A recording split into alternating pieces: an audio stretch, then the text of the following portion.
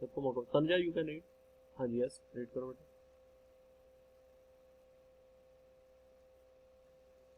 बेटा रीड करिए। Calculate division algorithms. HCF of any two positive integers a and b with a is greater than b is obtained as follows. Apply step 1. Apply Euclid's division lemma to a and b to find q and r such that a is equals to bq plus r, q is less than equal to r, which is less than b. Step 2. If r is equals to 0, HCF a and b is equals to b. If r is not equal to 0, apply Euclid's lemma to b and r. इसका मतलब क्या हुआ कि अगर मान लीजिए मैंने दो नंबर्स का एचसीएफ फाइंड आउट करना है, highest common factor find out करना है, तो पिछले टाइम में आप क्या करते थे, आप फैक्टर्स बनाते थे या फिर जो कॉमन आता था वो निकाल लेते थे, ऐसे करते थे।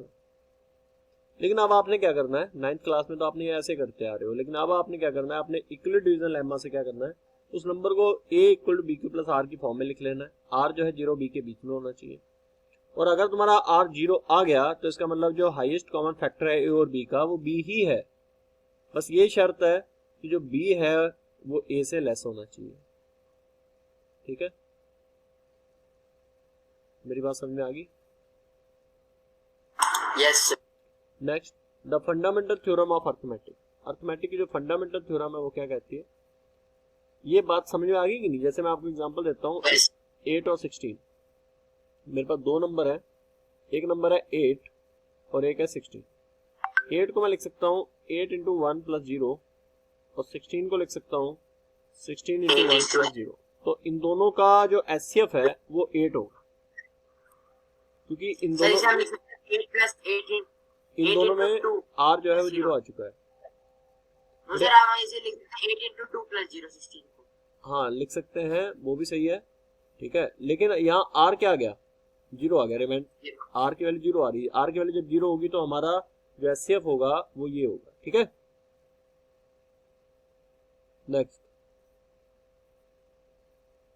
नेक्स्ट पढ़ो फंडामेंटल थ्योरम ऑफ अर्थमेटिक, पढ़ो बेटा। Every composite number can be expressed or factorized as a product of primes, and this factorization is unique apart from the order in which the prime factors occur. Let x is equals to pq, q is not equal to 0 to be a rational number such that the prime factorization of q is of the form 2 power m 5 power n, where m and n are non-negative integers. Then x has a decimal expansion which is terminating. Well, let x is equals to p, q is not equal to 0 be a rational number such that prime factorization of q is not of the form 2m 5n, where m and n are non-negative integers. Then x has a decimal expansion which is non-terminating, repeating. मेरी बात समझ में आ रही है? Yes sir. Sir अगर rational number से divide किया और ये फैक्टर्स हैं तो ये होगा हमारा टर्मिनेटिंग डेसिमल, और अगर ये फैक्टर्स नहीं है, 2 और 5 के उसमें पावर्स में नहीं एक्सप्लेन कर सकते, तो ये नॉन टर्मिनेटिंग रिपीटिंग है। समझ आ गया जी? Yes sir. Every composite number can be expressed as a product of primes and this factorisation is unique apart from the order in which prime factors occur. इसने बोला कि जितने भी कंपोजिट नंबर हैं उनको एक्सप्रेस कर सकते हो या फैक्टराइज कर सकते हो as a product of primes, and this factorisation is unique. और ये जो फैक्टराइजेशन जो होगा वो कैसा होगा, यूनिक होगा, apart from the order in which the prime factors occur. मेरी बात समझ आ रही है? मतलब कि जितने भी कंपोजिट नंबर हैं, और अगर कोई नंबर p बाई क्यू की फॉर्म में है और q 0 के इक्वल नहीं है, to be a rational number such that, आगे क्या बोला भाई, let x equal to p by q, q is not equal to 0 to be a rational number such that the prime factorisation of q is of the form 2 to the power m 5 to the power n, where m and r non-negative integer, then x has a decimal expansion which is terminating. देखो बेटे इसने कितनी अच्छा point बोला है कि अगर मान लीजिए मेरे पास if I have a number that is, ध्यान से देखिएगा, 97 upon 100, ठीक है? सर 97 तो एकदम प्राइम फैक्टर हो गया ना सर, हमें कोई ऐसा नंबर लेना है जो डिविजिबल हो। ना बेटा सुन लो पहले पूरी बात। 97 अपॉन 100 मैंने लिया, तो ये जो 97/100 है इसको मैं लिख सकता हूँ 97/100 की जगह लिख सकता हूँ 5 की पावर 2 इंटू 2 की पावर 2। बोलो बेटा। यस सर लिख सकते हैं। लिख सकते हैं ना। तो ये Yes. जो नंबर है ये कैसा नंबर है? सर इसके जो डेसिमल्स आएंगे वो टर्मिनेटिंग आएंगे। मतलब ये टर्मिनेटिंग डेसिमल है क्योंकि वो उस फॉर्म Yes, को sir. फॉलो कर रहा है जो हम बोल रहे थे आपको। अगर ये इस फॉर्म में नहीं लिखा जा सकता, यस सर। 5 की पावर m और 2 की पावर n की फॉर्म में नहीं लिखा जा सकता, तो मैं इसको क्या बोलूंगा? तो जैसे 9 हो गया, हाँ 9 डिवाइडेड बाय 4, हाँ बिल्कुल। तो वहाँ बोला गया है, ध्यान से देखिएगा। 9 डिवाइडेड बाय 5 6, हाँ जी 9 डिवाइडेड बाय 7। हाँ जी। तो यहाँ यहाँ बोला गया है कि p/q की फॉर्म में अगर है और q 0 के इक्वल नहीं है और इस फॉर्म में आप नहीं लिख पा रहे उसको डिनोमिनेटर को, तो आप बोलोगे कि x एक डेसिमल एक्सपेंशन है जो नॉन टर्मिनेटिंग है और रिपीटिंग है। Terminating, non terminating, repeating. मेरी बात समझ में आ रही है? Yes sir. √p is irrational. Sir excuse me sir, hmm, sir आप सर एक बार प्रेजेंट हटा के फिर से प्रेजेंट कीजिए सर। दिखाई नहीं दे रहा? नो सर, वो तनुजा कह रही थी। अच्छा, चलो कोई बात नहीं, ये अगला नेक्स्ट पॉइंट पढ़ो पहले आप। √p is irrational which is p is a prime number is called irrational if it cannot be written in the form p/q। ठीक है बेटा? Yes sir. यानी कि अगर रिपीटिंग भी है तो भी वो रैशनल नंबर है।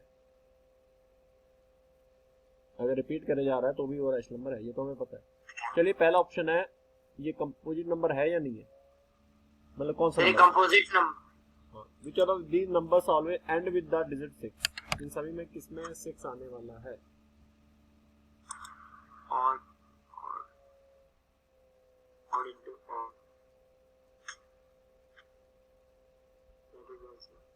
सर पहले वाले का तो आएगा प्राइम, पहले वाले का तो ऑड नंबर ही आएगा। पहले वाले का ऑड नंबर ही आएगा। नंबर ही आएगा। ठीक है, दूसरा ये करो बेटा, ट्राई करो। For a, b positive rational numbers is a, ये कैसा होगा मल्टीप्लाई करने के बाद में? सर पहला वाला आएगा कंपोजिट नंबर, दूसरा वाला आएगा 6 टू द पावर n, तीसरा वाला आएगा। हाँ जी, positive rational number is a, rational number होगा, इरेशनल होगा, या √a - b क्या होगा? ये कौन सा नंबर है? अरे तो रैशनल ही होगा, √a स्क्वायर और माइनस b ये आ रहा है जब आप इसके √a प्लस √b यानी कि a plus b a minus b का फार्मूला लगाओगे तो आएगा a square minus b square यानी कि a माइनस b आएगा, जो कि कैसा नंबर है? Rational number. रैशनल नंबर है। रैशनल में से रैशनल माइनस होगा, ऑब्वियसली क्या आएगा? रैशनल ही आएगा। रैशनल ही आएगा। 4 नंबर करो try. If p is a positive number, a positive rational number which is not a perfect square, then √3 minus 3 root p is rational which is not a perfect square। तो जैसे मैंने 5 ले लिया, is a irrational number।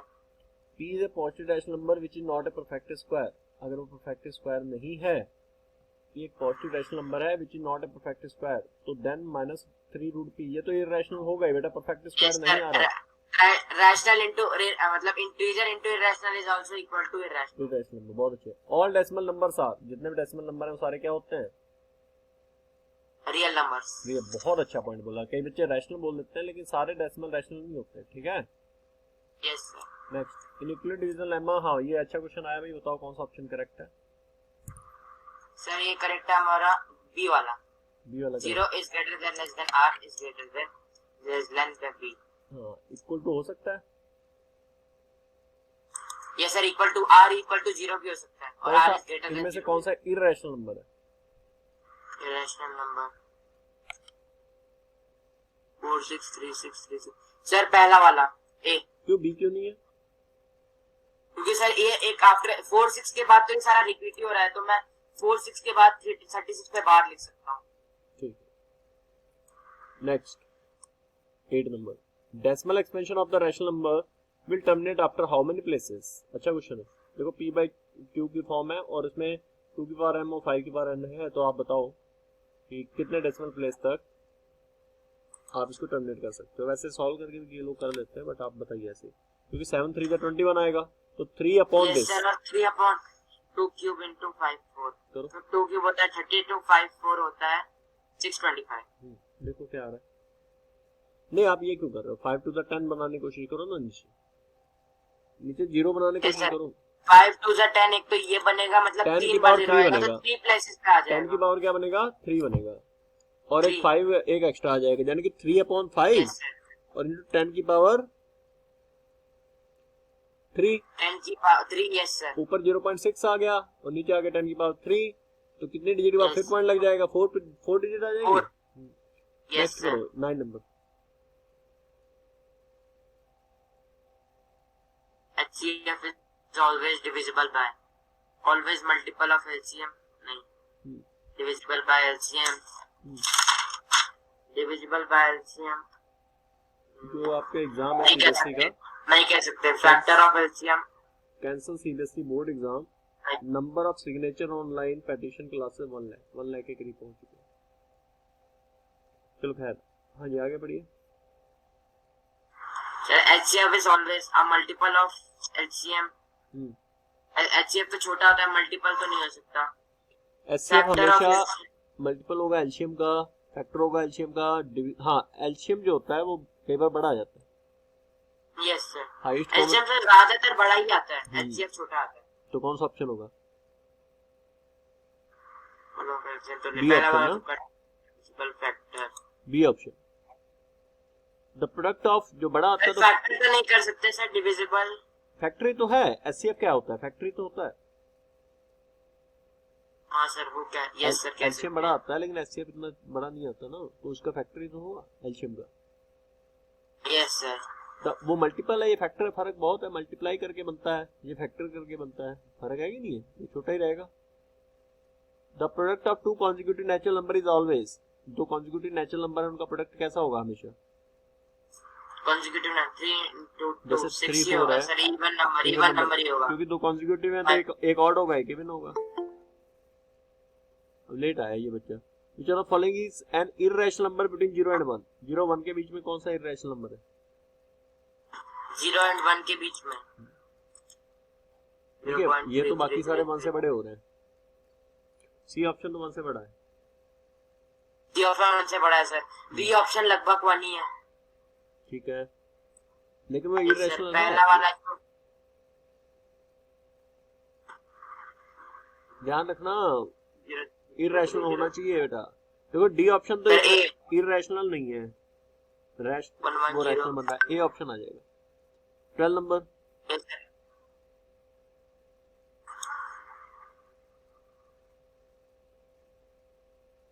हो गया बेटा। b and a into 5 whole to the power n. If b and 2 end with the digit 0, then what? A to the power n.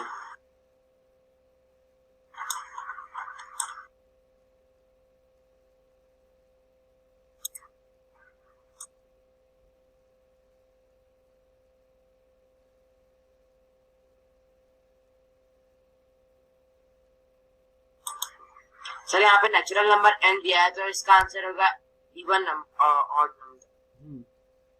Number मैंने put 3 into 5, 0 आना चाहिए, 15 नहीं आ रहा, 2 into 5 पुट किया 0 आ गया, 4 into 5 पुट किया 0 आ गया, 6 into 5 पुट किया 0 आ गया, तो ये आ जाएगा सर इवन नंबर बी।